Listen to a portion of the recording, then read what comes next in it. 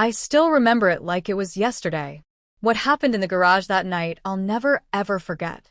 Even now, whenever I walk past it, a strange shiver runs down my spine, reminding me that some moments leave an imprint that nothing can ever erase. It had been one of those exhausting days where everything seemed to go wrong at once. My name is Ashley Parker, and back then, life was moving fast, maybe too fast for me to keep up. That Friday evening had started like any other. I was late leaving my office. My boss, Mr. Reynolds, had thrown another stack of last-minute reports on my desk, and to top it all off, it was raining so hard it looked like the sky itself was falling apart. I remember gripping the steering wheel tighter as the wipers struggled to keep up, the blurry glow of streetlights swimming past the windshield.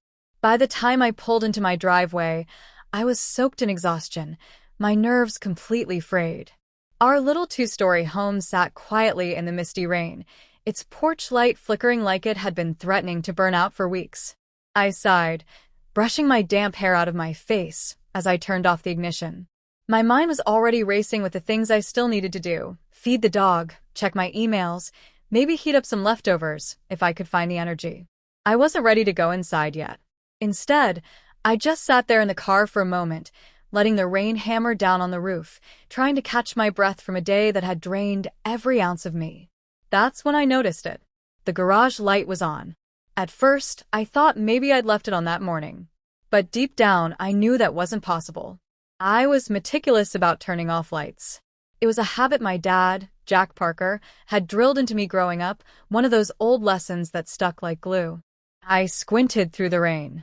The light was definitely on, a warm yellow glow seeping out from under the garage door and spilling onto the driveway. A knot tightened in my stomach. I quickly scanned the rest of the house. The front windows were dark, no movement inside. Our golden retriever, Cooper, wasn't barking either, which was strange because he usually lost his mind any time someone came near the house. Everything was quiet, too quiet. I grabbed my umbrella from the passenger seat, popped it open, and stepped out into the storm. The cold rain immediately bit into my skin, soaking through my jacket. I approached the garage slowly, my footsteps splashing softly against the puddles on the driveway. I paused just a few feet from the door, my heart pounding now. There was a shadow moving inside. For a split second, I thought about running back to the car and calling 911. Maybe I should have. But curiosity, that reckless part of human nature, pushed me forward. Maybe it was just my brother, Ethan. He had a habit of dropping by unannounced whenever he needed to borrow tools or avoid his nagging landlord. Maybe he had forgotten to call. I clung to that hope as I lifted the garage door slowly. The hinges groaned loudly against the rain's rhythm, making me wince. As the door rolled up, the full view of the garage came into focus, and standing there, soaked and shivering, was a boy I had never seen before. He couldn't have been older than 16 or 17. He was tall and lanky, wearing a ripped gray hoodie, jeans torn at the knees, and sneakers that looked like they had seen better years. His brown hair was plastered to his forehead, and his wide green eyes stared at me with a mixture of fear and desperation. He was holding a battered duffel bag tightly against his chest like it was the only thing he owned in the world. "Please," he said, his voice cracking. "I'm sorry. I didn't mean to break in. I just needed somewhere dry to stay for the night." I blinked, frozen in place. My instinct screamed for me to slam the door and call the police, but something about the way he looked, the way he hugged that old bag like it was his lifeline, made me pause. He didn't look dangerous. He looked terrified. I swallowed hard, my mind racing. "Who are you?" I managed to ask, my voice sharper than I intended. "My name's Lucas," he said quickly. "Lucas Bennett. I didn't steal anything. I swear. I've been out here for hours. I didn't know where else to go." The rain pounded harder against the roof, the storm growing more vicious by the second. I glanced behind him. Sure enough, there was a small puddle under where he stood, and next to it was a broken skateboard. It looked like it had been snapped clean in half. I hesitated. Everything about this screamed that it was a bad idea, letting a stranger stay, opening my home to the unknown, but something deep inside, maybe that stubborn empathy my mom had always told me would get me in trouble, made the decision for me. "All right, I said cautiously. You can stay in the garage tonight. Just stay here. I'll bring you a blanket. The relief that washed over his face was so raw it made my chest tighten.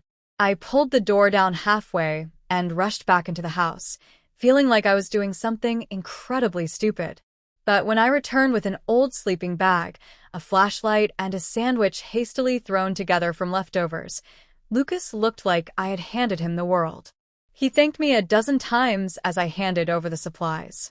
I watched him for a moment as he curled up on the worn-out couch we kept in the corner, the duffel bag still clutched to his chest. The garage felt different now, not just a place for tools and junk, but a tiny refuge in the middle of a storm neither of us had seen coming. I closed the garage door fully and locked it from the inside before heading back to the house, promising myself I would check on him in the morning. I barely slept that night, every sound magnified by the heavy rain and my spiraling thoughts. What if he was lying? What if he stole something? But every time doubt crept in, I remembered the look in his eyes, that lost, desperate look, and I reminded myself that sometimes people just need a little kindness. The next morning, the rain had finally stopped. The world outside was washed clean, the air fresh with that earthy, after-the-storm smell. I grabbed a mug of coffee and headed back to the garage, steeling myself for anything. But Lucas was still there, curled up under the sleeping bag, fast asleep. His face looked even younger in the daylight, all traces of anger or suspicion wiped away, leaving only exhaustion. I let him sleep a while longer before gently tapping the door. He jolted awake, blinking at me, his expression wary. "It's okay," I said quickly. "You're safe." He sat up slowly, running a hand through his messy hair. After a few moments of awkward silence, he finally started talking. His story came out in pieces, a mom who worked 2 jobs and a boyfriend who didn't want a teenage boy around. Arguments that got louder and scarier every night. A decision to leave before things got worse. He had been sleeping wherever he could, parks, bus stops, alleyways, until the storm forced him to find real shelter. I listened, my heart breaking a little more with every word. When he finished, he looked at me, waiting for judgment, expecting anger. But all I felt was sadness. "You can't stay here forever," I said gently. "But I can help you find somewhere better. Down, I'll never ever forget it."